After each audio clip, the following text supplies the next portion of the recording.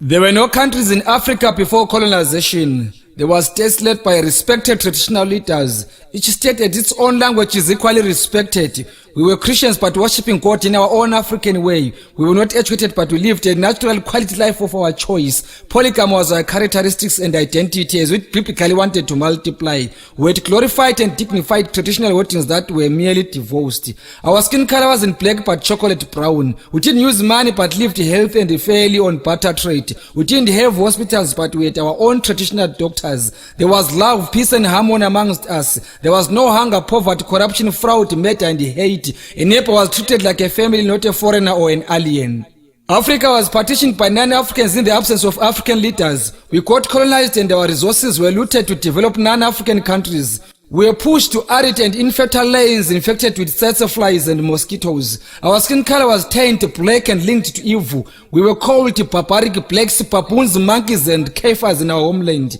We were embarrassed, humiliated, tortured, harassed, beaten and killed to be depopulated. We were intimidated and forced to spy and expose one another. We were Africans in Africa without rights in their homeland. We were Africans restricted on where to go by non-Africans in Africa. We were slaves in our homeland.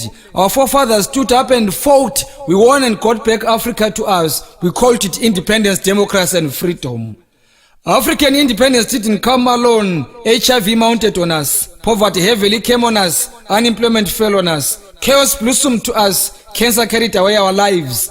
Sanctions were added to us. Now it's hunger, drought, earthquakes and cyclones. Where did we go wrong in Africa as Africans? African countries are all independent from their former colonial masters.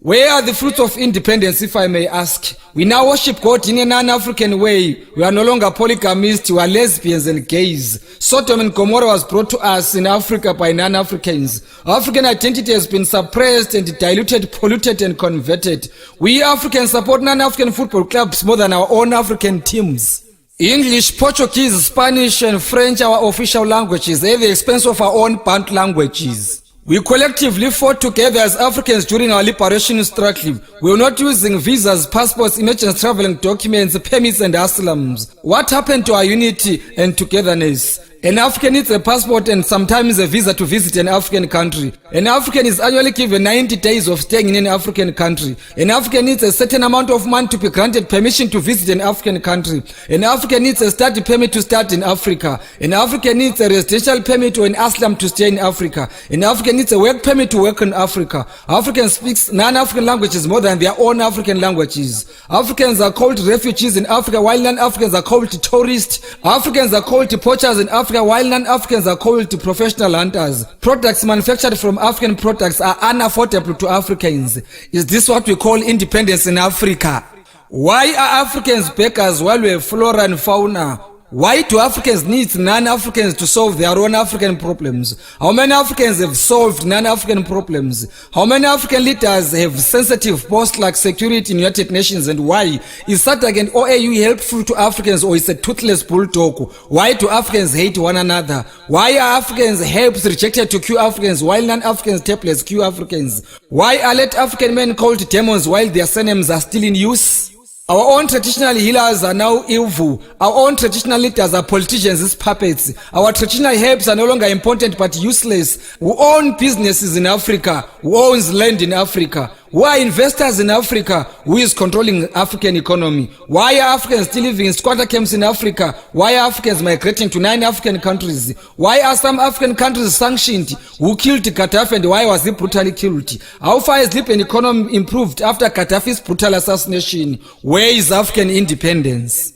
Cry, my beloved Africa, until all Africans feel at home in Africa. Cry, my beloved Africa, until Africans completely gain total control of their natural resources. Cry, my beloved Africa, until child and human trafficking is over. Cry, my beloved Africa, until human abuse is ironed out. Cry, my beloved Africa, until Bantu languages are internationally recognized. Cry, my beloved Africa, until freedom of speech and freedom after speech prevails. Cry, my beloved Africa, until all African heroes and heroines are honored when still alive. Cry, my beloved Africa, until human rights are respected, not violated. Cry, my beloved Africa, until better life for all are arrived to all Africans. Cry, my beloved Africa, until all Africans have decent shelter. Cry, my beloved Africa, until education and health is for free. Cry, my beloved Africa, until all Africans afford decent meals. Cry, my beloved Africa. Maybe our Lord will bless cursed Africa one day.